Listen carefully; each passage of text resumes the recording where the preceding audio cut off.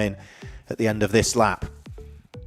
Lap behind the safety car is taking over 3 minutes. About 3 minutes and 20 seconds was the last lap that the safety car did.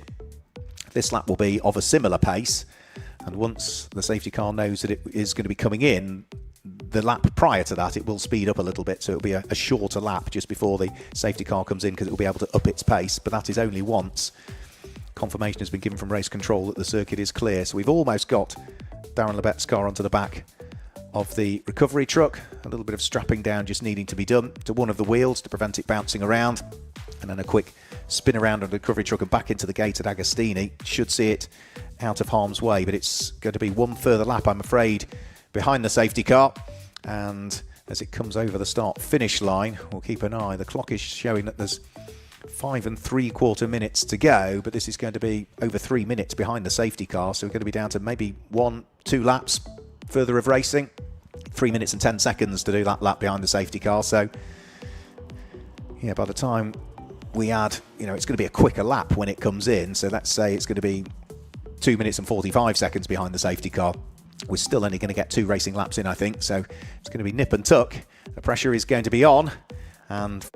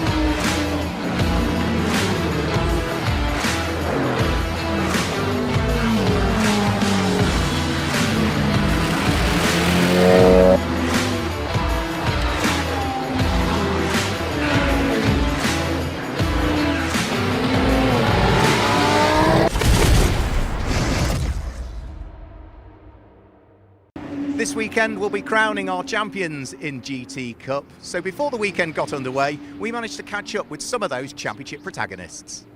Charlotte, Fraser, here we are, the final weekend of racing in the 2025 GT Cup Championship. Fraser, you're leading the championship with Charlotte. Your thoughts on the weekend? Yeah, I mean, all we've got to do is what we've done for the rest of the year. We're not coming into here thinking this and that. We're just going to do what we do best and just keep it to ourselves, and just, we've got a game plan, and that's just drive around as we have done all year. You were the runner-up in the championship last year. You partnered up with the champion from last year as well. Strong team. Very strong team. I'm learning everything I can off Charlotte, so that's the way that we do it. But yeah, no, we're feeling really confident and positive, but we've just got to do what we've always done. Charlotte, you started the season not in the driver's seat. Ian Campbell was on board for the first few rounds, but you've come back in and you're straight on the pace immediately all the time. Yeah, I actually honestly thought I'd retired at the end of last year. I thought, well, I'll just end on a high and leave it at that. And I thought I'm going to probably quite enjoy a bit of team management, which I have enjoyed. And then Ian went off to go and do a GT3 GT3 championship, and his car had arrived, and so he went, and then of course that left us with a spare seat with Fraser, and Fraser begged me to get back in the seat, didn't you, Fraser? I did. and how could I refuse? So I'm pleased I have actually. I'm really pleased I got back in the car, and Fraser's done a sterling job all year. He's as you already know, he's blisteringly fast, and I now just have to try and live up to his expectations really, and not make any mistakes, and hopefully we can deliver another championship win. I suppose you've already secured the GTC championship, Fraser, so you're not in control of what happens in the other groups out there. All you can do is do your own thing in your group. Yeah, exactly. Like I said, we're just going to drive around as we have done all year, try as hard as we can. We're not thinking about the points, what we can do, what they can do. I don't like looking at it that way. I've just got to get in the car and do what I always do. GTC, it's always strong though, Charlotte. Very competitive class this weekend. Yeah, it's been really strong all year actually. It's been a good test. It's quite nice that we're in the group that's really kind of the strongest, and it just gives you an idea of where you sit effectively, and I think that's been really, this year's been really strong, and it's nice to see that it's still really strong at the end of the season, and everybody's still competing, everybody's still fighting. It's fantastic. Yeah. Well, congratulations on a solid season, and good luck with the overall championship this weekend. Thank you I very appreciate much. it. Thank you. Neil, final weekend of GT Cup for 2025. Yourself and Ian are already the Group GTA champions, but you lie second overall in the championship coming into this weekend. Yeah, I think we've done better than we expected in this season. It's going to be a tough one this weekend, I think, to hold on to second with the number of cars in our class. I think so. It'll be difficult. That's the difficult thing, isn't it? You've got less cars in Group GTA, so you can't score full championship points, unlike those in Group GTC. Yeah, I mean, we started off really well. There was a lot of cars at the beginning of the season, which was great for us. We could score lots of points. But people have just sort of fallen by the wayside, I think, as we've gone through the season. It just makes it difficult for us, and less interesting to race as well, to be honest.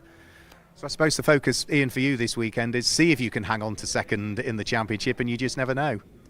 Absolutely, I mean, that's been our focus for the last couple of rounds now. It's really just been, make sure we finish, make sure we keep scoring, and just try and hold on. And you don't want to wish misfortune on other people, but frankly, that's the only thing that'll help us. I think we're either going to get 18 or 15 points as long as we stay on the track, whereas the others can score obviously 25, 27 points with fastest laps and pole positions.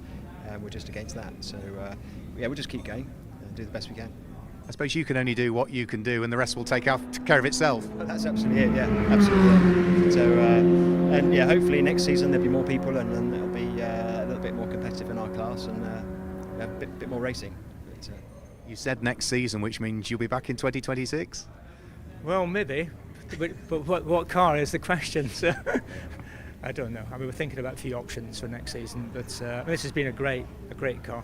But who knows? And if you sort of very reliable, if you roll the clock back to April when you first arrived for the opening round at Donington Park, did you ever think you'd be in this position in the championship anyway? not for a second. No, I think if we to have won just our class would have been good. To think we'd be up there for the overall, didn't think of that for a second. And GT Cup, nice place to be. Yeah, it's great. I mean, it's really friendly, good racing, competitive racing, but very fair overall. It's good. Well, all the very best this weekend. Good luck. Fingers crossed you can hang on to second in the championship. Great, thanks very much. Cheers. Thanks. Cheers, guys. Tom, Archie, the final weekend of racing in 2025 GT Cup Championship. You haven't quite secured Group GTHs yet. You also lie third overall in the standings coming into this weekend. Your thoughts? Obviously happy. I mean, we've only got 4 races left now, so really it's the focus this weekend is just clean.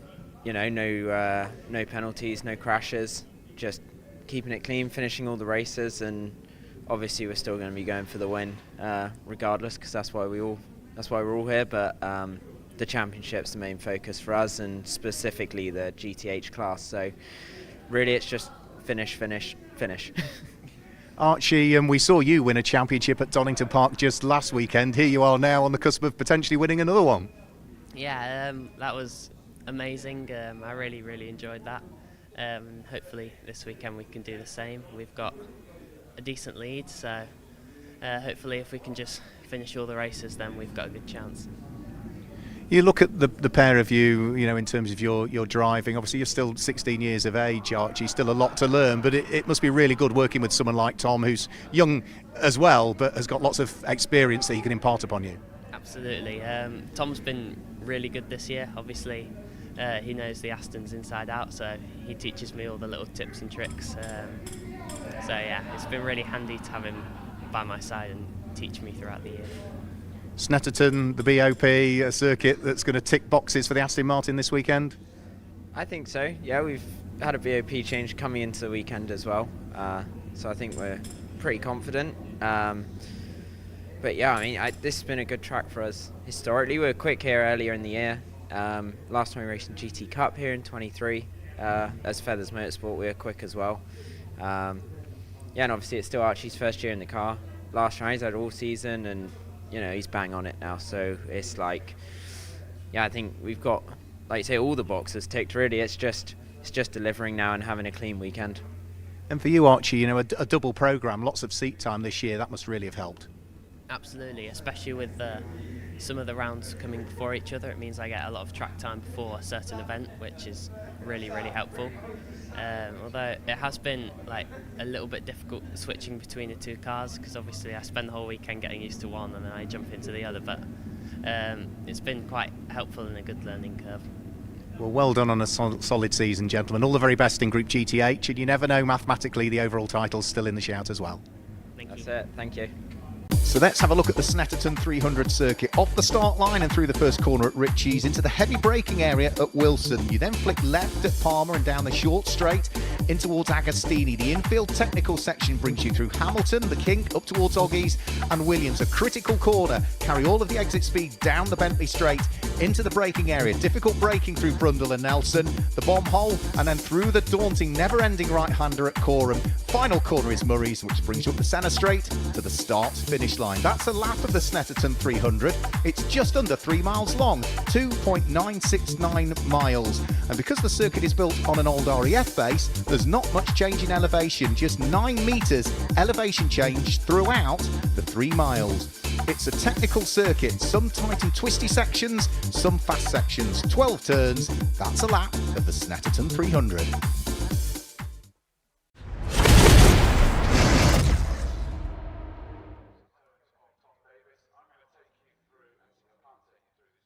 We've got our pit stop race coming up for you shortly for the GT Cup Championship. We saw a sprint race earlier on today, which was secured in fine fashion by Mark Smith at the wheel of the McLaren.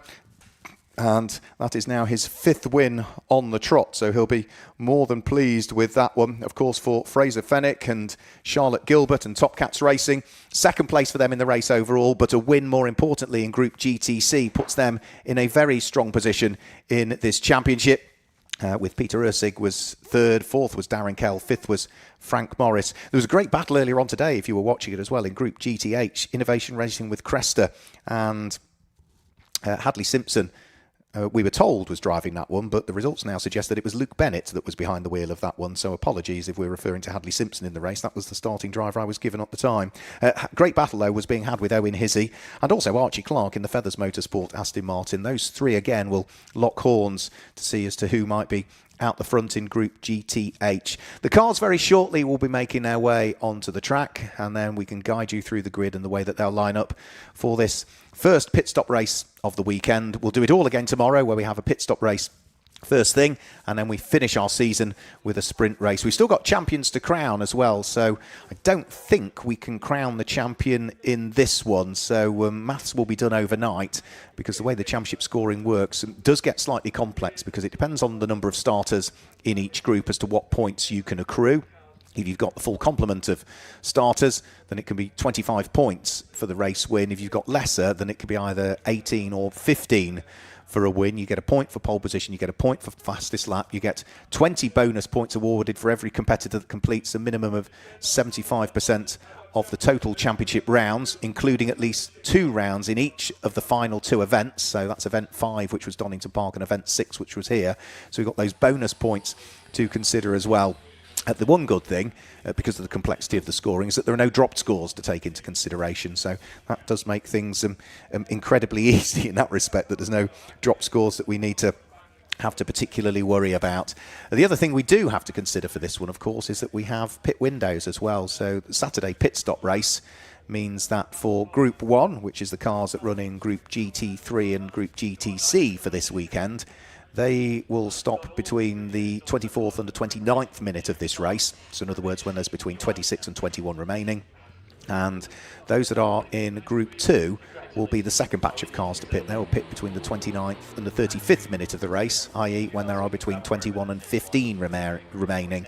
And you have to conduct that pit stop and the driver change where they occur within a minimum pit stop time. If you are driving on your own, then it's fairly easy. You just remain behind the wheel of the car, but you still have to wait for the clock to tick away before you are able to rejoin the circuit. And what we also need to do is consider the minimum pit stop times, which varies depending on the driver pairings you've got. So if it's a sporting driver or two sporting drivers, it's a minimum of 60 seconds stationary in the pit lane. If it's a sporting driver that's got a pro sporting, a semi-pro or a silver graded driver, you could argue, behind the wheel, minimum of 80 seconds. And if you've got a sporting driver with a full pro behind the wheel, it's 85 seconds minimum pit stop time that the car is stationary.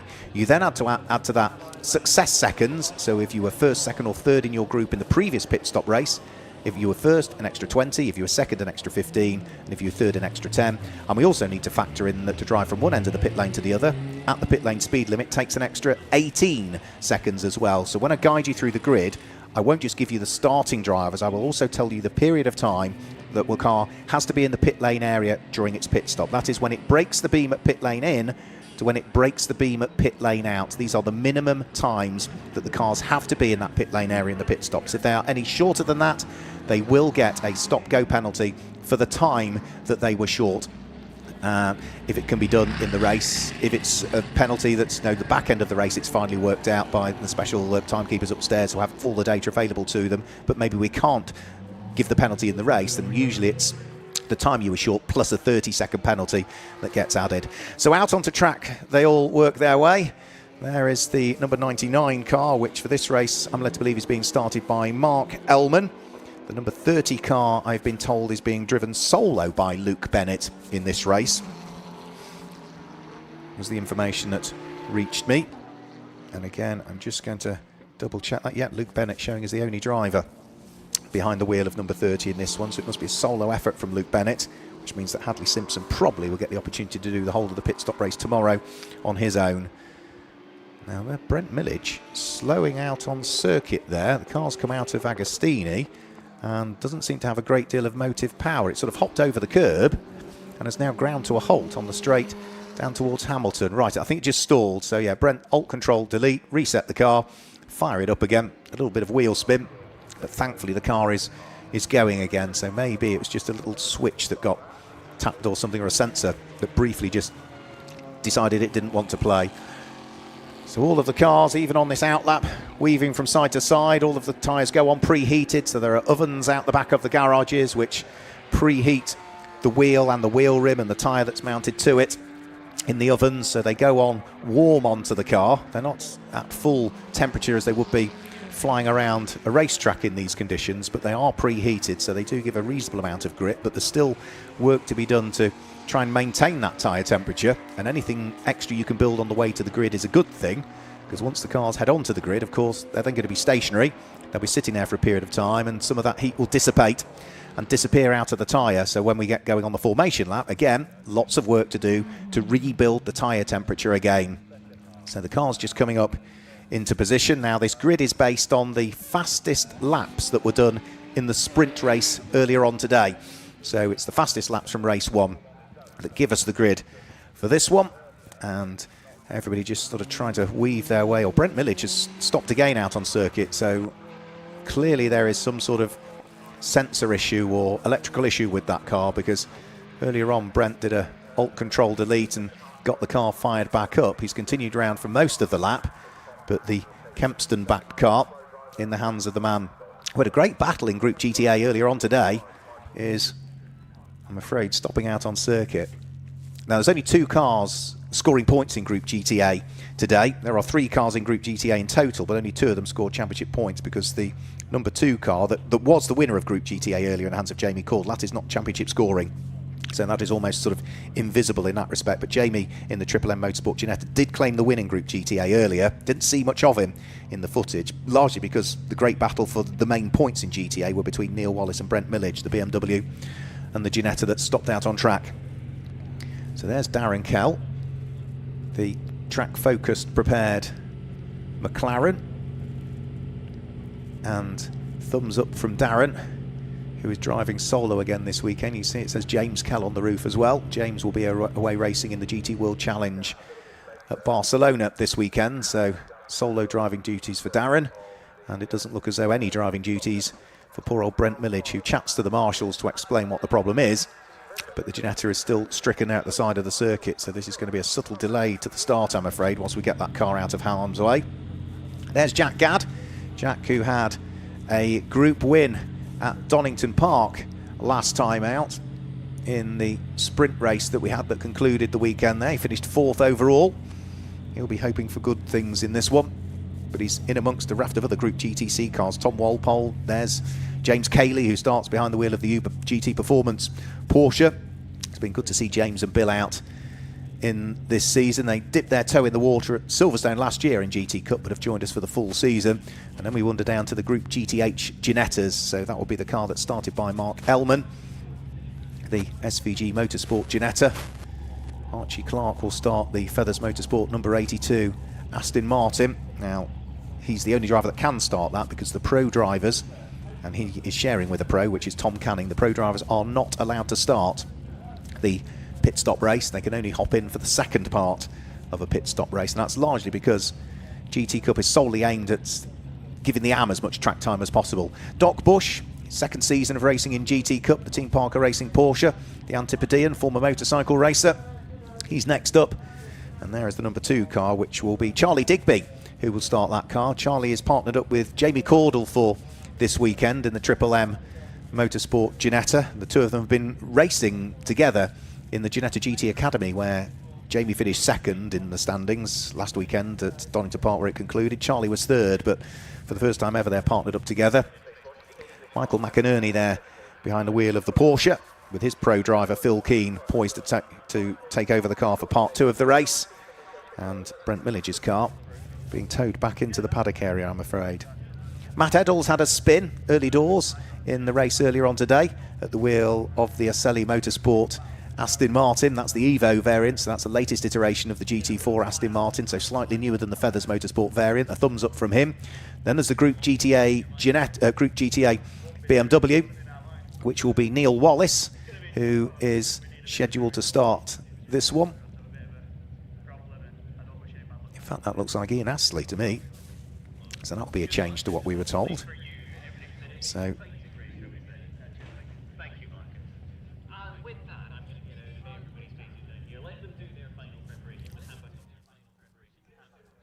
yeah, I think that certainly, I'm sure that was Ian Astley there that I saw. So again, let me just double check that whilst Brent Millage makes his way back into the paddock area on the end of a tow rope. So just going to double check some data on the starting drivers. So Saturday pit stop race. Car number 24 showing as Neil Wallace. All right. So maybe some confirmation needed on that.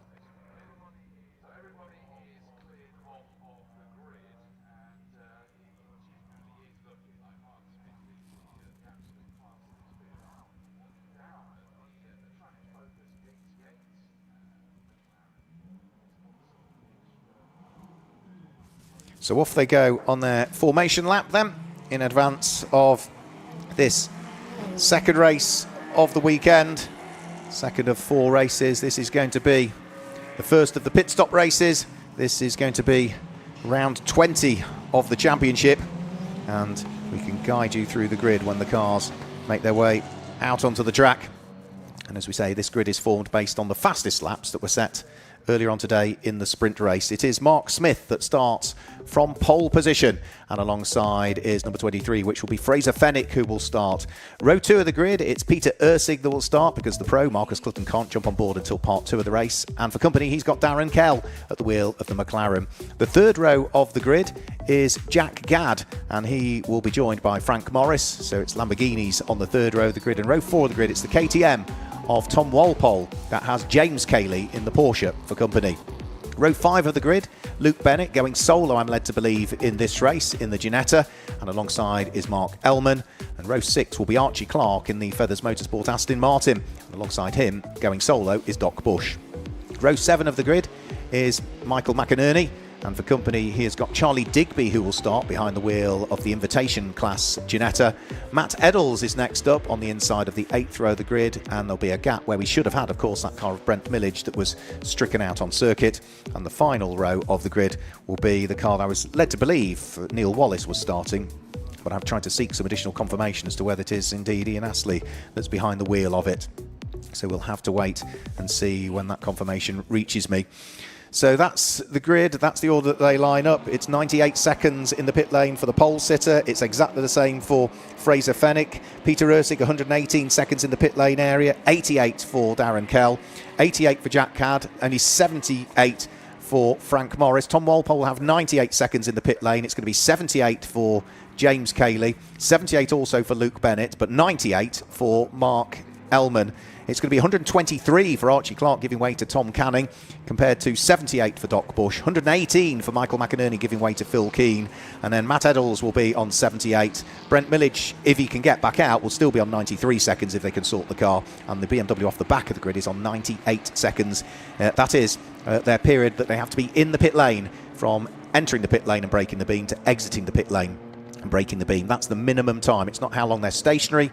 That includes the time to transit through the pits as well. So Mark Smith, fresh from the win earlier on today, fresh from 4 on the bounce at Donington Park, sits there on pole position. He was dominant in the race earlier on today, but this race is twice as long. It's a 50-minute race, and we've got the pit stops to consider as well. He's got Fraser Fenwick sitting alongside, so it's a Group GT3 car and a Group GTC car that sit there on the front row of the grid. So for the 20th time in 2025, we're about to go racing in the GT Cup Championship. The lights are on the gantry, and as the lights then disappear at any second now, we get the race underway, and it looks as though Mark Smith has had a good start from pole position as they charge their way up towards Ritchie's corner for the first time. Is Peter Ursig going to slot himself through into second? Yes, he does, at the expense of Fraser Fenwick, who drops down into third, but that won't worry him because he's still leading Group GTC. Mark Smith runs a little bit wide, too late on the brakes heading in towards the Wilson hairpin, but he has enough of an advantage that nobody is nipping at his heels as they then come out of the corner and they start to build the speeds as they head up towards Palmer for the first time. Everybody safely through the first couple of corners. Early stages in Group GTH. It looks as though it is Mark Ellman in the SVG Motorsport Ginetta that leads the way, but only just from Luke Bennett and Archie Clark. And by the look of things, Archie Clark goes through to pick up the lead of Group GTH. Mark Ellman all the way around the outside at Agostini, but he's got Luke Bennett to his inside, and it's contact, and I'm afraid Mark Ellman into the barriers. There was a little bit of a touch between himself and Luke Bennett, and has that broken the rear suspension on the SVG Motorsport Ginetta because it sort of speared right, brushed across the barrier, and then slithered onto the grass. He's going to fire the thing back up and get going. It was just the lightest of touches, and there doesn't look to be a great deal of anything other than maybe superficial damage to the bodywork, but that brush against the barrier may possibly have knocked that right rear suspension out of alignment. We'll have to wait and see, but that's not the start to the race that Mark Ellman wanted, or of course Andy Johnson, the man behind SVG Motorsport, or Owen Hizzy, who's scheduled to take over the car. So they all continue in the race, albeit possibly one bound for the pit lane at the end of it, but for the lead of the race, Mark Smith doing what Mark Smith tends to do, and that is just sort of romp away.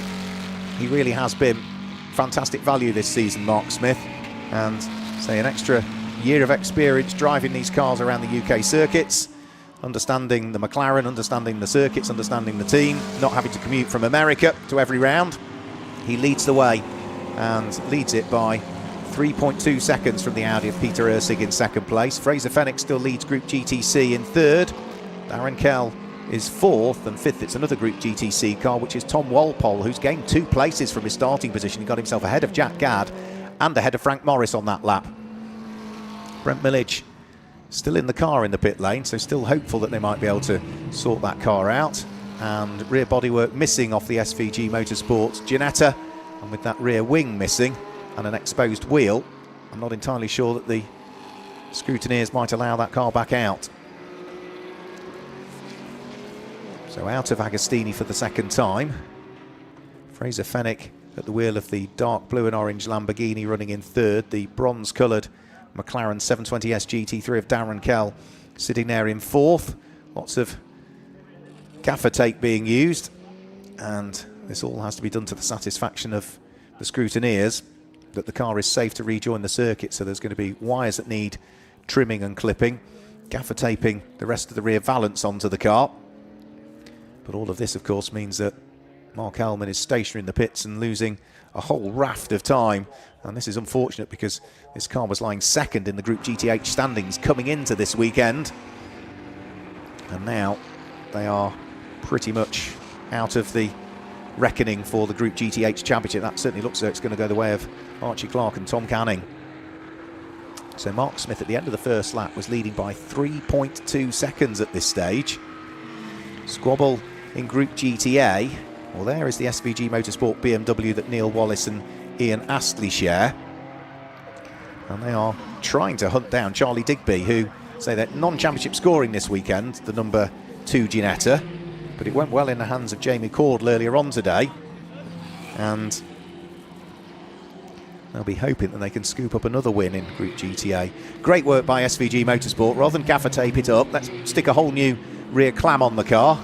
And I think once they're satisfied that that is secured, a bit more gaffer tape just to make sure it doesn't move around too much, making sure that the rear under tray is largely where it needs to be.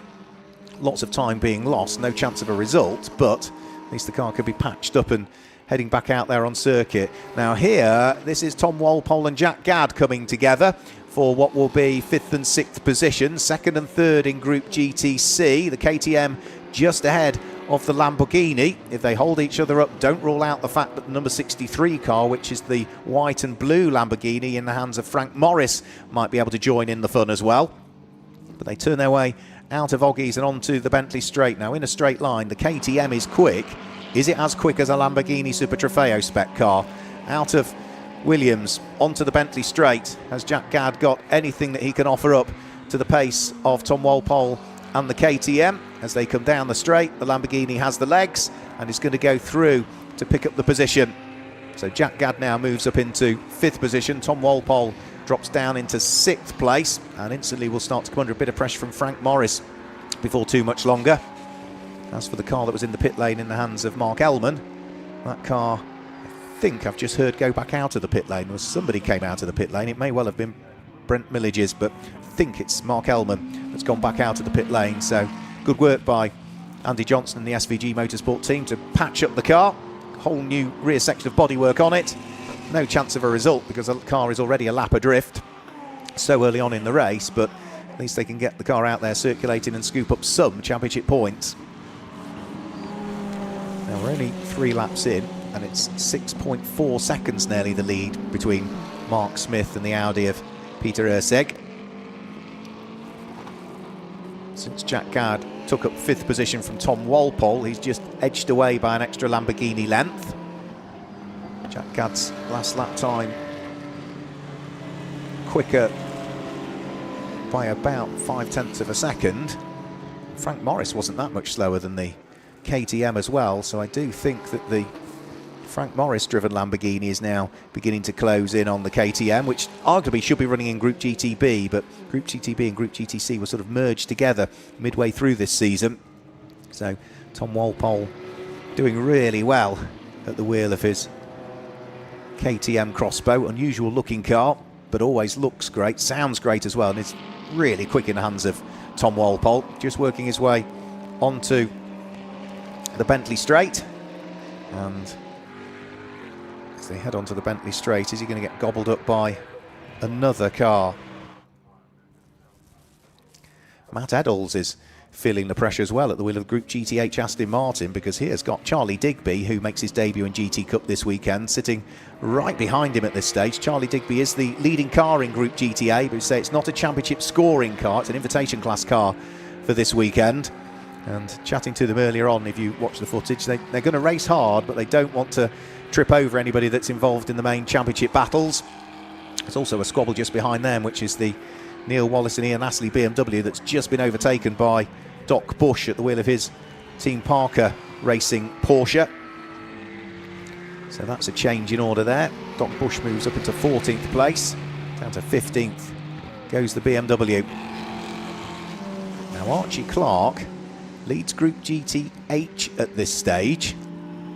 So with that little bit of contact between Luke Bennett and Mark Ellman that pitched him off into the tyre wall or the barriers, it's Archie Clark that picks up the lead of Group GTH.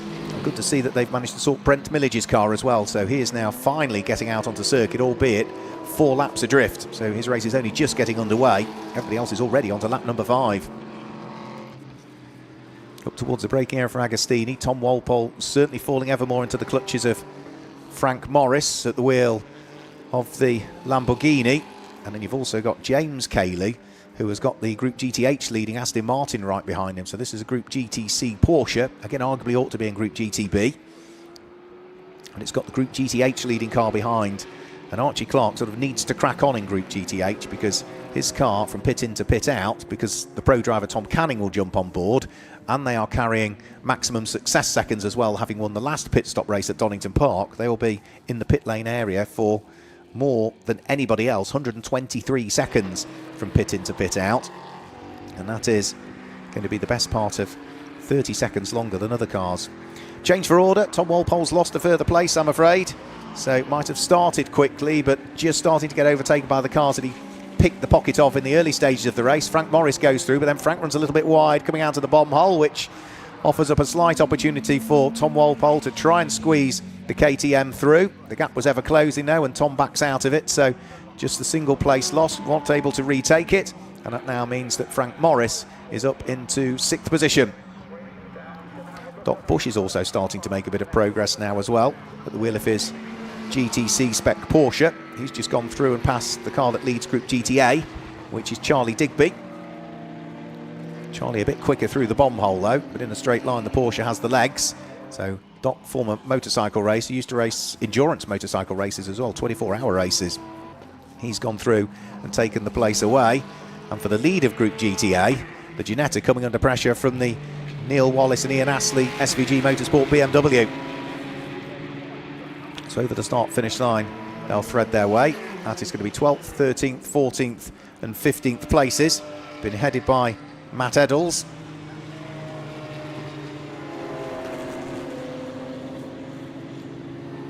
Now, Neil Wallace and Ian Astley working hard at the wheel of the BMW to try and keep that Ginetta behind it at this stage, now that they've gone through and ahead. So Charlie Digby losing a place at the start of the lap and already has lost a place on this lap. And that BMW had a busy first race, didn't it, whilst it was trying to keep Brent Millage behind. Well, it's tasked with doing the same again now, trying to keep another car behind it. And the first 12 or so minutes of the race have soon elapsed. Remember, pit window doesn't open for a while yet, so the first cars to come in will be those in Group 1, which is anything that's in Group GT3 and Group GTC will be the first to pit. They will pit between the 24th and the 29th minute of the race. So if you're looking at the countdown timer at the top of the screen, at least another 12 minutes away yet before things get underway. And Charlie Digby has managed to go back through and ahead of the BMW, so that's a change for the lead of Group GTA once more. And looking on from the pit wall, looking down his mobile phone, was Jamie Cordell there, who's going to take over that number 2 Ginetta for part 2 of the race. So, fantastic fight going on for the lead of Group GTA. Doc Bush still trying to make a bit of progress at the wheel of the Porsche. So Matt Eddles in the Aston Martin GT4 Evo. That's the next car that Doc is going to want to try and wiggle his way through and past. They'll both be stationary for the same amount of seconds as well. So pit in to pit out, 78 seconds for both the Aston Martin and the Porsche. And what of the BMW? I'm not sure what the minimum pit stop time is for Charlie Digby and Jamie Cordell, because they're new to the championship this weekend, and in the invitation class they should take an average of all the other cars in that group. So I think their average is probably going to equate to something like about 94 seconds pit in to pit out, so probably slightly less than the BMW that's ahead of them. So out of Ritchie's corner, up towards the braking area for the Wilson hairpin. You can see the front left-hand corner of the Ginetta looks as though it's got a very small amount of damage, and that didn't happen today. That happened yesterday in testing at Charlie Digby's. Used to driving Ginettas, however this is a right-hand drive car. The one he usually races in the Ginetta Academy is a left-hand drive car, and what happened was yesterday in testing he went up towards Hamilton, which is where they're approaching now. And there's a big tyre stack on the inside of Hamilton. And having moved from a left-hand drive car to a right-hand drive car, he clonked the tyre stack. He did apologise to the team, and he said, well, it probably didn't help the fact that I was looking down at the dash at the time that I clonked the tyre stack as well. So that's why that front left-hand corner of the car just looks slightly askew on the Ginetta. But Charlie was smiling as he said it. The team having repaired the car. Quite a late prep for the car as well, because I think it was only Tuesday of this week where it was confirmed that Jamie Cordle and Charlie Digby will be coming together for this weekend. So it was a late prep for Triple M Motorsport to get the car out of the corner of the workshop. But as ever with Triple M, preparing a good car. Doc Bush has gained another place, so he's gone through and ahead of Matt Eddles on that lap. So that's Group GTC Porsche going through and ahead of the Group GTH Aston Martin. But for the lead of Group GTA, it's still BMW from Ginetta with nothing to choose between them still. And still a chunk of time before we see the first of the pit stops. About 10 minutes time before we'll see any of the cars come into the pits for their mandatory pit stop. If they come in now, it'll be because of a problem rather than the mandatory pit stop, because the window isn't open. As for the lead as well, Mark Smith now leads by 12.5 seconds from the Audi of Peter Erceg. But Mark Smith will be well aware that he drives solo and is pushing and almost runs wide coming out of the bomb hole there. That was on the very, very edge. So beyond the red and white painted curb, beyond the green painted tarmac as well and concrete, and right the way out towards the very edge of the circuit, he knows that yes, he might be stopping for 98 seconds, which is 20 seconds shorter than Peter Erceg giving way to Marcus Clutton. So, but he knows that Marcus Clutton, as a pro driver, is ridiculously quick. And chatting to Mark yesterday, he's trying all of the time to work out the math in his head as to, okay, where do I need to be now? And then if Marcus Clutton is X seconds behind me, what pace do I need to run at to still maintain the lead by the end of the race?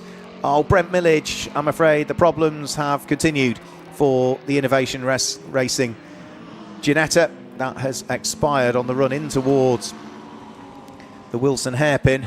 And Brent, who will not be out tomorrow in that car because Simon Griffiths is scheduled to take over it. I think it's his grandson's birthday tomorrow, so he's under orders to be at the birthday celebrations rather than his final day of racing. I'm afraid that's going to be it for him in this particular race. Right on the approach in towards Wilson, not really a particularly safe place. It's against the barriers, absolutely. Brent's got it out of the way, but any car that maybe has a bit of a moment under braking, it's still not the safest of places.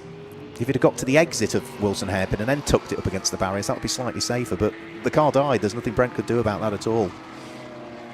Squabbles continuing down through the pack, so this is 13th, 14th and 15th still together. Matt Eddles, the Neil Wallace and Ian Astley BMW, followed then by Charlie Digby at the wheel of the Ginetta. Remember, the BMW and the Ginetta both run in Group GTA. It is for the lead of that.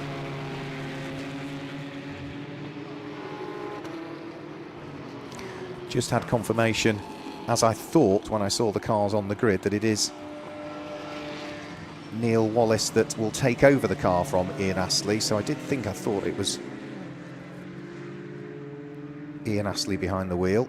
So at least we can confirm the starting drivers were as I had picked out rather than as were initially notified to me. So thank you to Laura for just confirming that for me. So it is indeed Ian Astley behind the wheel of the BMW. So that's Ian that's doing all of the hard work. Peter Erceg still working hard. The Audi's just set its best individual lap of the race so far. However, it is still 0.6 of a second down on the lap time that Mark Smith did last time through. So the lead advantage still grows, even though Peter's just lapped quicker than he's done in the race so far. So here's 14.2 seconds adrift of the race leading McLaren, knowing full well that they will also stop for an additional 20 seconds in the pit lane when the window opens, which is still a few moments away yet. Best part of 6.5 minutes before the earliest we can see anybody come into the pit lane. So out of Agostini, using all of the curbs on the exit goes Peter Erceg. Turns his way through the little left-hand kink at Hamilton and then in towards the braking area for Oggies. Brent Millage has thankfully made it back round into the pits, so as the car faltered again on the approach towards Wilson, again, Alt Control Delete, reset it. At least he's got the car back to the pit lane, so those localised yellow flags would have only been brief And we've also had another change for order, as Ian Astley now has picked off Matt Eddles, and also Matt Eddles has now been picked off by Charlie Digby's Ginetta. So 2 places lost for the Aston Martin on this lap, so he's going to now be down into 15th position, which means the 2 cars for the lead of Group GTA can continue with their squabble again once more as they come over the start-finish line. The BMW of Ian Astley still under pressure from the non-championship scoring Charlie Digby Ginetta. And there, I'm afraid, is an off, and that's Frank Morris. Now, Frank Morris, I think, may possibly have had a little bit of contact there up at Ritchie's corner. Up at Oggie's, I think that would be.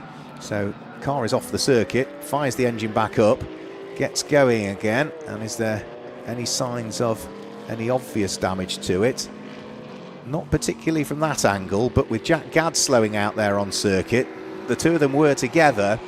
Does sort of beg the question, doesn't it? Because Jack Gadd was 5th, Frank Morris was 6th, and Jack is limping his way back into the pit lane at the wheel of the number 81 Lamborghini. So let's just have a quick look.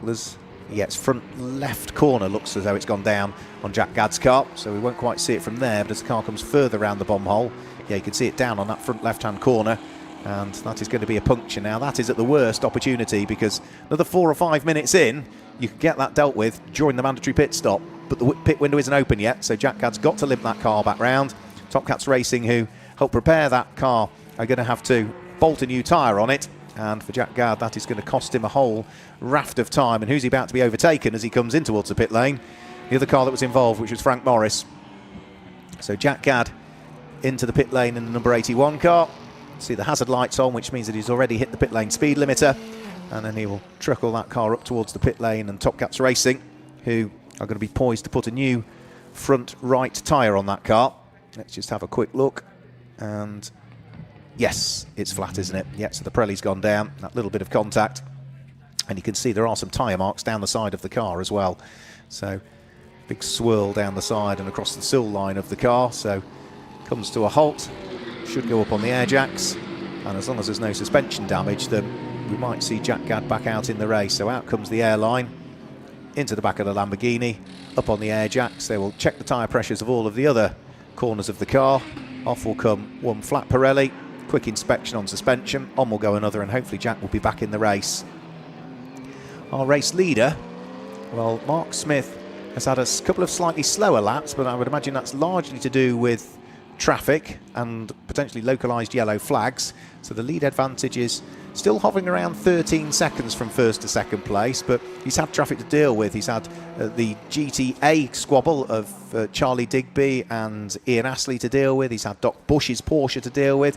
He's gone through and past Michael McInerney's car as well, the light blue Porsche. So that's what sort of hampered his progress, and that has allowed Peter Ursig to close the gap a little bit, but Peter has now got that traffic to deal with as well. Back out to the pit lane goes Jack Gadd, so replacement of tyre done, inspection of suspension done, thumbs up given by the team done. So he wanders back out onto circuit, and out of Williams and onto the Bentley straight go that squabble that we've been picking up on, which is 10th, 11th, 12th and 13th places. Keep saying it feels autumnal here at Snetterton, but it almost looks as though Christmas is coming and snow is falling because of the polystyrene marker board that Frank Morris managed to demolish when he spun the Lamborghini. You come out of Oggie's and up towards Williams, and there's little bits of white all over the circuit as all of the polystyrene is shattered into a million pieces. Looks as though they've had a sprinkling of snow up there. Almost looks Christmassy. So we're past, or just about to pass, halfway point of this race in the next couple of minutes. No pit window open just as yet. That's a couple of minutes away before the earliest we can see any cars dive for the pit lane. For Peter Ursig, though, flash of the light. He goes past Matt Eddles at the wheel of the Group GTH Aston Martin. The next couple of cars that he's going to catch are going to be those that run in Group GTA, first and second respectively, which is Charlie Digby's car, the number 2 Triple M Motorsport Ginetta. That's about to be picked off by Peter on the run in towards the braking area for the Wilson hairpin. And then the next of the cars is going to be Ian Astley at the wheel of the SVG Motorsport BMW, which I'm sure he'll make short work with on the run down in towards the braking area for Agostini. So as we saw Mark Smith have a couple of slower laps whilst he dealt with this traffic, this is going to be a slightly slower lap for Peter Ursig, because once he's past the BMW, next car to deal with will be Doc Bush. Next car to then deal with will be Michael McInerney. So you just have to sort of bide your time, and in the quicker GT3 cars, you might not have that much straight line speed advantage over the Cup specification cars, but certainly through the corners, the air of the GT3 car has big advantages. So Peter Ursig picks the pocket of Doc Bush and also manages to lap him, and then he should get past Michael McInerney as they head round through the exit of Williams and onto the Bentley straight, with still this squabble going on for the lead of Group GTA. There's Charlotte Gilbert, so she is getting ready to hop on board the Group GTC leading car in the hands of the championship leader Fraser Fenwick. So Charlotte's done a part season this year. It was Ian Campbell that was in the early part of the season. Fraser Fenwick has done the full season, as he did last year, his debut season in GT Cup, where he finished runner-up in the championship, and Charlotte in the sister car became the champion, so she is the reigning champion. So we got last year's runner-up and current championship leader about to hop out of the car, and last year's champion about to hop into the car that currently leads the championship overall. So those pit stops will be taking place very shortly, because the pit window for GTC and GT3 cars is now open. So Doc Bush dives to the pit lane. You can see his car heading towards... Oh, no, I thought it was Doc Bush's car dive for the pit lane. That was Michael McInerney that dived for the pit lane. Doc Bush stays out. So Phil Keane, multiple race winner in British GT, multiple runner-up in the championship in British GT, very good historic driver, and has been part of GT Cup, racing in Cup cars this year, in GTH spec cars the year before, is about to hop on board. For the drivers that drive solo, of course, they can choose where they want to pit at any point, and there's a spin, and that looks like the exit of the Wilson hairpin. Doc Bush pointing in the wrong direction, I'm afraid. Now, it's a bit of a blind spot to try and work out whether anything is coming, so fire the car up. Lots of left-hand lock, Doc, might be better, but I think he realises nothing is coming, probably could just see enough. He's going to spin the car back round in the right direction and get going. So Doc Bush will rejoin, but no longer is he going to be running inside the top 10. He was in 10th position. That is going to drop him way down through the order. So Phil Kane just getting strapped on board. Driver that, say, we've seen a good chunk of in GT Cup last couple of seasons. Looks as though James Cayley dives for the pit lane. And we've also got now for the leader Group GTH the battle on, because Archie Clark at the wheel of the Aston Martin is under huge pressure from a very late braking Luke Bennett there, who was so late on the brakes. You could see the nose cone of the Ginetta chittering away almost as it was bouncing off the tarmac in towards the braking area for Ritchie's corner. There was that little bit of contact between the number 30 Ginetta and the 99 of Mark Ellman earlier on in the race. That clearly hasn't affected the pace of the Ginetta. The race leader comes in as well, which is going to be Mark Smith. So remember, he's going to have to stop for 98 seconds from pit in to pit out as a bare minimum. And as for the cars in Group GTH, well, they cannot pit as yet. They've got another 2 and 3/4 minutes before they are able to, at the earliest, pit. Now for Luke Bennett, I believe he is going solo, so try and keep an eye on that number 30 Ginetta to see whether there's a driver change. I don't believe there will be in it. There certainly will be for the Aston Martin that leads Group GTH, because Archie Clark will hand over to Tom Canning. But in the pit stops, the Ginetta should well and truly be able to leapfrog, because it will be stopping pit in to pit out 78 seconds. It'll be 123 for the Aston Martin. Darren Kelly's in, 88 seconds from pit in to pit out. Jack Gadd comes back in to serve the mandatory aspect of the pit stop and has done so, so he's venturing back out onto circuit. So that's his second visit to the pits. The first one for the front right puncture, the second one to conduct the mandatory pit stop. And out on track, some of the battles are still continuing to rage as well. It looks as though Ian Astley at the wheel of the BMW can finally have a little bit of breathing space between himself and others behind, because Matt Eddles has gained a place over Charlie Digby. So that's the Aston Martin in Group GTH, back ahead of one of the Group GTA cars. For the lead of Group GTH, can't pit as yet. Another minute and a half just over before either of these cars should dive for the pit lane. Race leader heads back out, or as was the race leader, Mark Smith. And as he ventures back out onto circuit, where is that going to put him? We'll see for the moment. It's the Aston Martin that will have taken over the overall race lead, Archie Clark, from the car of Luke Bennett, but of course they still have to stop at this stage, and Mark Smith, having conducted his pit stop, I think is back out in 3rd position. But knowing full well he is in a strong place to be to try and scoop up a 2nd win of the day, and if he can do so, the number 10 McLaren, that would then be 6 wins on the trot and would further strengthen his small stranglehold that he has on the championship lead of Group GT3. Because coming into this weekend, there was just 9 points separating Mark Smith from the lead of Group GT3 in the championship from Darren Clell's McLaren. And then Peter Ursig wasn't far off that either. So Archie Clark still leading the way.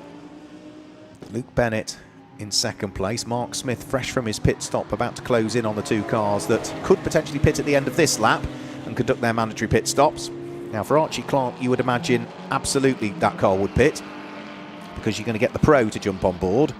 For Luke Bennett, as we say, I believe he's driving solo, so it almost matters not where he pits in the window, because he's going to be coming back out in the car, I believe, anyway, rather than handing it over to Hadley Simpson. And for Fraser Fenwick, he has now hopped out of the car and handed over the championship leading number 23 Lamborghini to the reigning champion in GT Cup, which is Charlotte Gilbert. Sam Mayer-Lochnan poised to jump on board Matt Eddles in the Aston Martin when it comes in, so the Irishman about to hop on board.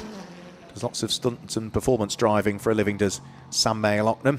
First cut his teeth racing in things like Toyota MR2 Mark 1s when that was a championship in the UK. That was where I first ever bumped into Sam Mayer-Lochnan many years ago now.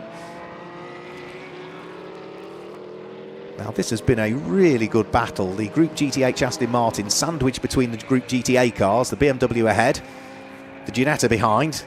So Ian Astley has driven superbly well in this one. Matt Eddles having got himself back ahead of the Ginetta of Charlie Digby on the previous lap. Charlie is not letting up though as they're heading towards the braking area for Brundle and Nelson, and any one of these 3 cars may well be destined for the pit lane at the end of this particular lap, because we're now into the final 20 minutes of the race. And is Charlie Digby going to unlock the door on the Aston Martin to squeeze his way through? Yes, he does, up the inside at Coram. Matt Eddles didn't do a great deal wrong, but Charlie Digby was poised and ready to take the place away, and it won't be that much longer, I'm sure, before we also see those cars dive for the pit lane. So Matt Eddles comes in. Looks as though Archie Clark did come in, and also I saw Jamie Cordell come, Charlie Digby come in, so that will be to hand over to Jamie Cordell. Doc Bush back out onto circuit. He has now completed his pit stop. So Matt Eddles about to hop out of the Aselli Motorsport Aston Martin. Out jumps the tall frame of Matt. He's a tall chap. Seat insert will go in. Sam Mayer-Lochnan will jump on board. Sam, again, another regular in GT Cup for the last few seasons, whether it be in this Aston Martin this year or previously racing Mercedes, both in GT3 and in GT4 homologation format. So he hops on board the hip-pop backed Aston Martin. Bit of clearing out of radiator ducts just being done by the Aselli crew, and plenty of time in which to do so, because it's 78 seconds from pit in to pit out for this Aston Martin. In the background, Archie Canning just venturing out, Tom Canning venturing back out onto circuit. So Tom, the pro driver, having taken over the Feathers Motorsport Aston Martin. Aselli Performance pushed the car back, fires up and heads out onto circuit, but there goes Tom Canning at the wheel of the slightly earlier iteration of Aston Martin. And then Sam Mayer-Lochnan ventures his way out, and he will join just as Peter Ursig in the Audi goes through and past. And also in the background of the shot, Jamie Cordell about to hop out as well. Now, one car that is in is Luke Bennett. Now, that's the number 30 Ginetta that I was hoping we could see whether there was going to be a driver change or not in that one. That's the 99s. That's Owen Hizzy jumping on board the car that Mark Ellman drove. And then somewhere in the pit lane will be the number 30 Ginetta as well, which is in the background of the shot. And let's see whether we can spot a driver change on that one. I couldn't quite see it from that camera angle, but if we can understand whether we've got a driver change going on in the number 30, that would be quite useful. I don't think we do. I think it's Luke Bennett for the whole of the race. So being pushed back, and there goes the car out onto track. but I can't tell from that, unfortunately, whether the driver change took place or not. Shane, our RF cameraman, I could see him sprinting down the pit lane in the background of the shot, but he didn't quite get there in time. SVG Motorsport BMW is in, so that's Ian Astley about to give way to Neil Wallace. He's got a hard task ahead of him for part 2 of the race. Owen Hizzy back out of the pit lane will rejoin directly ahead of Bill Cayley's Group GTC Porsche, and I have a feeling that might certainly be a good little squabble those two will have, but of course it's not for position because of all the time that the number 99 Ginetta lost in the early stages of the race. And another car that will be going well now is the number 63 Lamborghini. We saw the spin for Frank Morris. That now has Jamie Stanley on board it. So the pro driver's only able to take part in the second part of the pit stop race. So the Lamborghini with Jamie Stanley, a pro driver on board. The Aston Martin, Tom Canning, a pro driver on board. The Audi goes through, Marcus Clutton, a pro driver on board. And as is always the case in the pit stops race, now the pros are on board. Fastest lap of the race comes in. So for the Audi, 1 minute 48.104 from Marcus Clutton. And of course, his task now is to try and hunt down the AM drivers that lie ahead. So the Audi is in third place, but is 7 seconds adrift of the car ahead, which is Darren Kell, who is an AM driver. And it is 25 seconds adrift of the race leader. So that's the task that Marcus Clutton has, trying to close the gap on those AM class drivers. So as you say, 25.6 seconds and 7.0.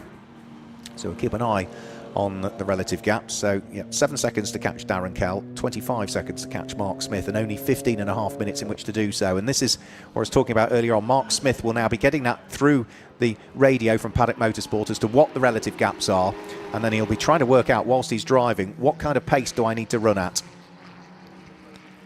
Phil Keane has taken over the number 55 Porsche from Michael McInerney. So he manages to squeeze his way through and past Charlotte Gilbert. There's Fraser Fenwick. So he's had a busy old race. He always looks quite relaxed already, really. I was chatting to Fraser earlier on, and I do believe him. He genuinely doesn't know what the championship points are. He said, what's the point? Because if I could have won it and I didn't, then I didn't deserve to win it. And if I have won it and I've won it, then I don't want the pressure of knowing that I'm in the position where I can win the championship. So he genuinely doesn't worry. He says, all I'll do is I get in the car and I drive it as quickly as I can. And it's the right attitude, because at the moment, you know, they're running in Group GTC, leading the championship. The other cars that could take the championship away from them are in other groups, and you can't affect what they're doing because they're in, you know, Group GT3 or Group GTH or Group GTA. So it's the right kind of attitude to do. So as the race continues with just over 14 minutes of the race still to go, let's go down to the pit lane and catch up with one of the drivers. That's another great stint in the Lamborghini Huracan. Just talk us through how the race has gone so far. Yeah, you know, we can't ask for any more. We're really happy where we are at the minute. It's like I said at the start of the weekend, all I'm here to do is just do what we've done all year and just keep driving round as well as we have been. And you know, the team's been impeccable, all my sponsors and everything. So to even get here is brilliant. But you know, we're now here in the battle, so we've got to fight on. And obviously you've been doing everything you can. The sprint race earlier today was, I mean, such a comfortable race from your perspective. You were really far ahead of everybody else, really. Obviously a bit behind Mark, but you comfortably won your group. Yeah, you know, it was all in the plan to get a good start, get a gap if we could, and then just, you know, try and preserve everything we can, just, you know, look after everything and not push too hard, and I'm glad that I did that for the team. And was there a decision why you did the first stint and Charlotte's taken over now at the pits, or was that just you fancied starting a race? We just thought we'd change it up for the last one, be a bit different. You know, Charlotte's not as comfortable starting races, so, you know, take that race.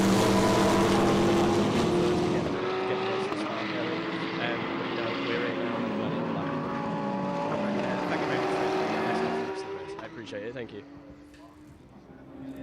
Good to hear from Fraser Fenwick, big smile on his face. Good stint, as is ever the case. Now, I did say that Marcus Clutton was 7 seconds behind Darren Kell. Here we are 2 laps later. He brought it down to 3.3, and he now goes through and ahead. So that is one of the two cars that Marcus Clutton was tasked with picked off. He was 25.6 seconds adrift of the race leader at that stage. He's now 23.5 seconds adrift. So he's only brought that gap down by 2 seconds between himself and the race leader Mark Smith, who is still trying to work his way through and past the traffic. Up the inside of Bill Cayley's Porsche, he goes on the approach towards Oggie's, and then can start to pick the throttle up again as he turns his way in the 720S Paddock Motorsport prepared McLaren out of Williams and onto the Bentley Straight. There'll be more traffic to deal with again on this lap down towards the tail end of the Bentley Straight. That will be the Innovation Racing Ginetta that I believe is still in the hands of Luke Bennett. I don't think Hadley Simpson was scheduled to take over in this race, but again, haven't quite managed to get full confirmation of that. But for Mark Smith, he should be able to ease his way through and past the Group GTH Ginetta. Now, is he going to try it around the outside of Coram? The aero of the GT3 McLaren should be good enough to go around the outside of a GT4 spec McLaren, and he does exactly that. Inside line by the time he gets towards Murray's. Job done, place gained. And another car now placed a lap down. And for Mark Smith, you know, he needs to crack on because he knows the pros are on board. He knows Marcus Clutton is closing, and that Audi was 23.5 seconds adrift of him at the start of this lap. Marcus Clutton himself may well have some traffic to deal with on this lap, and in fact, looking at sector times, yeah, probably did in the first sector, but certainly not the second. So what was a 23.5 second gap from first to second now comes down to 17.8 seconds from first to second place. So the race continues. We've got just over 5 minutes to go. Let's go back down to the pit lane and Joe Hudson. Peter, we're down here in the pits. You've just handed over the Audi to Marcus Clutton.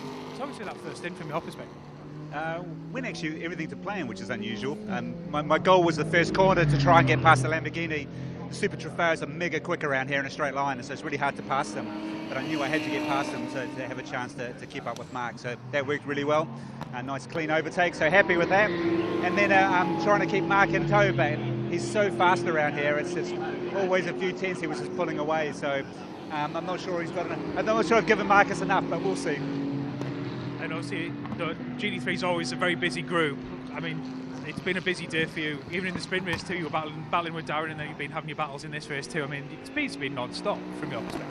Yeah, I mean, that's the great thing about the championship. You know, over a weekend we do 4 races, whereas the previous championships you do 1, so you have 4 chances to have a go, but you feel it at the end of the day for sure. It's 3 around here, around Coram.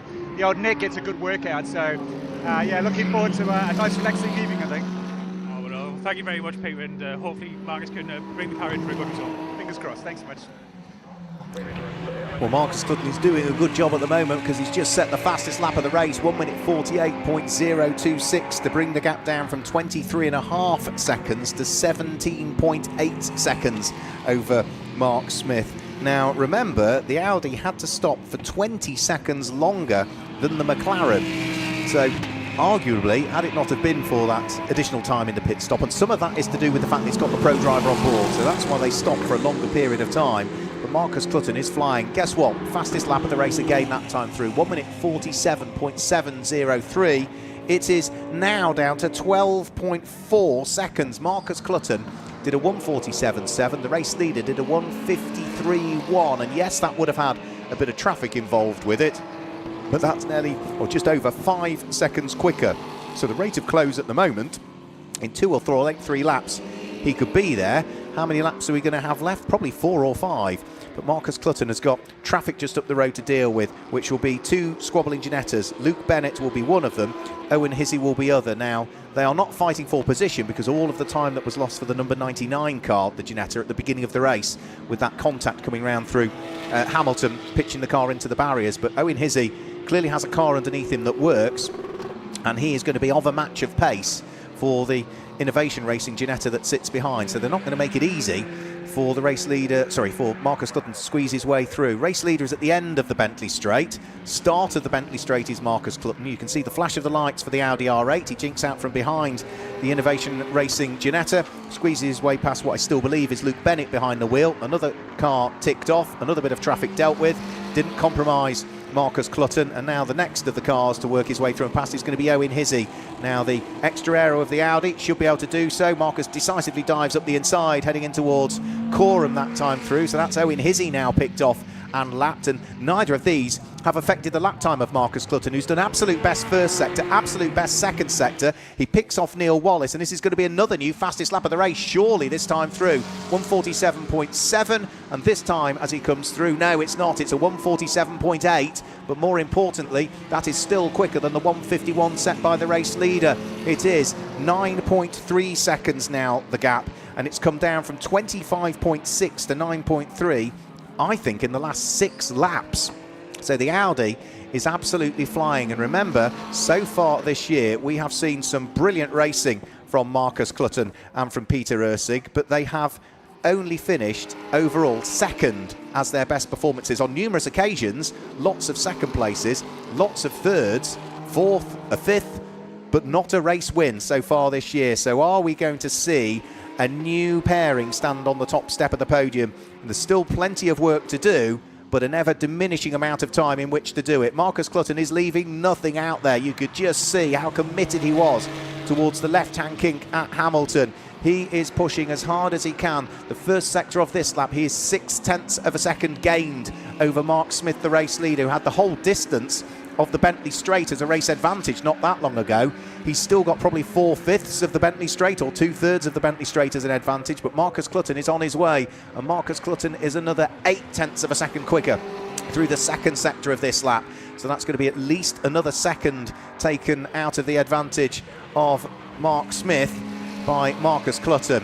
Now, add in the third and final sector, then again, is the gap going to be down to less than 8 seconds maybe by the end of this lap? Rate of close probably still means that Marcus Clutton is going to come up short at the moment, but it's not going to be for the want of trying. So there goes Mark Smith over the start-finish line. 9.3 seconds becomes, as Marcus Clutton edges his way over the start-finish line, 7.3. Another 2 seconds gained from first to second place. That was a 1:48.0 from Marcus Clutton, and of course that included overtakes. It was a 1:50.0 from Mark Smith that time through. So the pro drivers ever edging closer. Mark Smith will know that this is the case. Again, Paddock Motorsport will be on the radio to him saying, right, okay, this is the lap time we need you to hit. You've got to hit this delta, because with the pace Marcus has got, he'll get there. Of course, he's got to get there. He's then got to get past as well. And there's just the length of the straight between the exit of Palmer and the entry of Agostini between the pair of them. Marcus Clutton, absolute best through the first sector on this lap, quicker than anybody has gone, including himself so far. Almost ran a little bit wide there coming out of Agostini that time through. Again, look at the commitment as he uses all of the curbs through Hamilton. They'll be heading onto the Bentley Straight. When they go underneath the vehicle bridge, that's roughly where we get a second sector, and we can understand the relative pace through the middle part of the lap from the first pair of them. It's usually about 34 seconds for Mark Smith. It's usually about 40 seconds for Mark Smith. He's done a 39.5, so that's quite quick through that middle sector. But what can Marcus Clutton do as he goes underneath the vehicle bridge? He's done a 38.5. He's a full second quicker through the middle sector of this lap. So that is going to be at least probably another 2 seconds taken out of what was just a 7.3 second advantage with only 4 minutes to go in this particular race. And remember, Mark Smith is looking to try and make it 6 wins on the bounce, if at all he can. He's going to be starting what will be probably the anti-penultimate lap. I think by the time he gets over the start-finish line, are we going to have time for 2 more laps after this one? It's going to be nip and tuck as to whether we can. The lead advantage is down to 4.9 seconds now, and that's another new fastest lap of the race for Marcus Clutton. 1:47.518 from Marcus Clutton that time through, compared to the 1:49.8 from the race leader. So another 2 seconds gained on that particular lap. Only 8 laps ago, it was 25.6 seconds. It's now down to 4.9 from the leading McLaren to the second place Audi. And Marcus Clutton again flashing the lights. He will have Jamie Cordell ahead of him, but he'll be desperate to try and wiggle his way through. He'll have to wait until the exit of Agostini to do so. Jamie Cordell isn't going to hold him up either. So he met that car just in the right place. Mark Smith has also edged his way through and past Tom Walpole's KTM. And again, Marcus Clutton, look at the commitment as he goes around through Hamilton. Of all of the corners, that's the one where he looks as though he is absolutely on the ragged edge. And he was having to deal with the back marker traffic as well on that occasion. the change of direction also of the Audi, it's so compliant with the input of Marcus Clutton. It just almost seems to skip its way around the corner, down the Bentley straight. Another flash of the lights from Marcus Clutton because he knows Tom Walpole's KTM is not that far up the road. I think Tom sees him coming. And where is Marcus going to meet the KTM? He meets it just on the approach towards Nelson. Good driving from Tom Walpole there. You can see him move offline nice and early. He flashes the lights back because no doubt Marcus Clutton said thank you because Tom made that very easy for him to be lapped. And through the middle sector of this lap, Marcus Clutton is 0.7 of a second quicker. He was a full second quicker in the first sector of it. The gap is going to be down to around 3 seconds, and they're going to be going on to their penultimate lap of the race. And Marcus Clutton is closing at around 2 seconds per lap at the moment. Over the start-finish line, Mark Smith leads the way. The gap first to second is down to 3.2 seconds, and Marcus Clutton again on that lap was 1.8 seconds quicker. He's going to have to still drive at this very same pace just to catch Mark Smith. And if he does catch him, he's only going to have a couple of opportunities to try and work his way through and past, and it's not going to be easy because Mark Smith will be desperate to try and make it 6 on the bounce. But of course, for Marcus Clutton and Peter Erceg, they are looking for their first win of the 2025 GT Cup Championship season. Out of Palmer, down the straight, towards Agostini, onto the brakes. There might be a little bit more traffic that might come into play towards the tail end of this race. That would be Jack Gadd's Lamborghini. That's the next car that the race leaders are going to catch, if they can catch it by the end of the lap. Marcus Clutton, first sector of this lap, he is 0.6 of a second quicker than Mark Smith. So that's going to bring the gap down to around about 2.6 seconds, something like that relative to them. But just look at the last few laps. Marcus Clutton 148, 147, 148. Mark Smith 150, 149, 150. So all of the time Marcus Clutton has been that little bit quicker than the race leader. He has charged down through the middle sector they come, and again he's 0.7 of a second quicker through the middle sector. Mark Smith works his way out of Nelson for the final time. Marcus Clutton is trying everything. He's going to get very close. Is he going to be quite close enough? I don't think he is. He again runs as wide as he can right the way out towards the very edge of the circuit, and as they come round through Coram and up towards the braking area for Murray's for the final time, Mark Smith has had some close finishes in GT Cup this season. He's all over the grass at the exit of Murray's. That might slow his progress. I'm sure he kept the throttle nailed, but it is going to be Mark Smith that makes it 6 on the trot and wins final race. Or does he know there's still time to go on the clock? There's still 10 seconds to go. Apologies, they've come over the start finish line with a bit more time still on the clock, so Marcus Clutton has still got the opportunity to try and close in on what is now the final lap of the race. So up towards the braking area for the Wilson hairpin. One more lap to go. They've lapped at such a pace that they came over the start finish line with seconds still remaining on the clock. They've still got traffic to deal with, which will be Jack Gadd as they pick their way up towards the left-hander at Palmer. Marcus Clutton that time through was a 1 minute 47.6. Mark Smith was a 1 minute 49.6. There's traffic that could come into play, and for Mark Smith, he cannot afford to be compromised because the gap is just 1.2 seconds when they started this lap of the race. Jack Gadd doesn't want to buy into this. He stays well and truly out of the way as the race leaders work their way by. Mark Smith will really be feeling the pressure now. Marcus Clutton flashes the lights again onto the brakes. They turn their way through the right-hander at Oggies, pick up the throttle up towards the right-hander at Williams, and onto the Bentley straight. It's all about the exit onto the Bentley straight, and I think Marcus Clutton has got a slightly better exit coming onto the Bentley straight, which means that Mark Smith is going to have to defend all the way down the Bentley straight and see what he might be able to do on the run down in towards Brundle and Nelson. The McLaren just has its nose ahead as they head up towards Brundle. Is Marcus Clutton going to try the outside at Brundle? He does to get the inside line at Nelson. There's contact between the pair of them. Mark Smith disappears off onto the grass.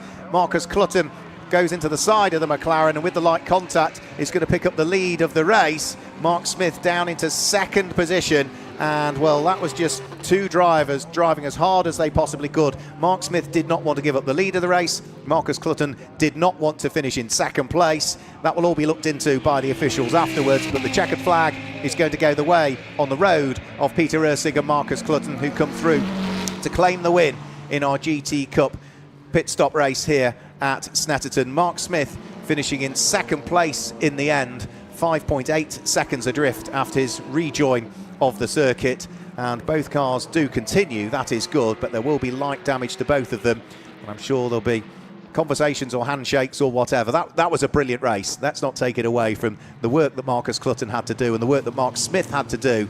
Such a shame there was that light contact between them, but both drivers wanted to win. Simple as that.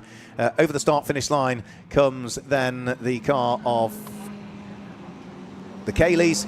They will finish in 6th position. Jamie Stanley just finishing ahead of them at the wheel of the Group GTC Lamborghini. Through and over the start-finish line comes the somewhat delayed Mark Elman and Owen Hizzy Ginetta. That finishes, as it is in the end, 3 laps off the lead. And through also then comes the car that wins Group GTA, Group GT8, which is going to be Luke Bennett at the wheel of the Innovation Racing with Cresta Ginetta. One more car to take the checkered flag will be Phil Keane, who will come through, and we've still got the 3rd and 4th place cars to come through, which will be Darren Kell, who is just heading in towards Murray's in the background of the shot, and also Charlotte Gilbert, who is on course to finish 4th overall.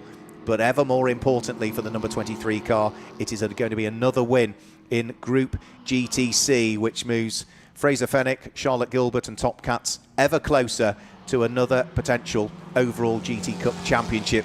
We'll have the maths to do overnight, but I don't quite think they're going to do it with that one. If they are there, then it's just nip and tuck that they've got there in this race, but I think it'll probably go to tomorrow's pit stop race, which will be the first race tomorrow that will decide as to where the overall title in GT Cup is going for 2025.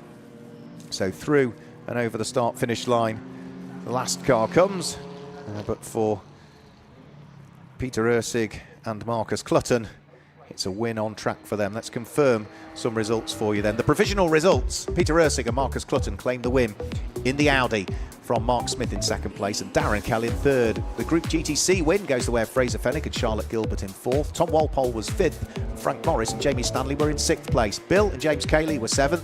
Ahead of Luke Bennett, who I think went solo in that race and won Group GTA. He finishes in 8th place. Michael McInerney and Phil Keane were 9th. Archie Clark and Tom Canning completed the top 10 ahead of Matt Eddles and Sam Mayer-Lochnan, with Jack Gadd having had the puncture and being delayed, finishing in 12th place.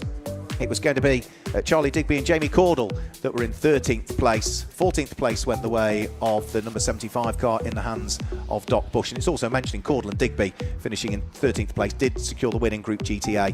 15th place was Ian Astley and Neil Wallace. Mark Elman and Owen Hizzy losing all of that time early doors with their contact into the barriers. And I'm afraid Brent Millage, his problems continued with the Ginetta. Didn't start the race until 3 laps down and also retired it midway through. What a race from our GT Cup cars. We'll see them back out on circuit for more racing tomorrow. Mark Smith clambers out of the car. It looked as though it's going to be another win for him. It wasn't to be on the road. He'll be disappointed that it wasn't. There'll be conversations to be had about what happened on the final lap, but they'll do it all again tomorrow when we get more racing underway. And our first race of the day tomorrow will be the pit stop race, scheduled to take place at 12:30. So from everybody here at GT Cup at Snetterton, from Onside Productions, Butte Motorsport, we'll say goodbye for today and we'll see you tomorrow.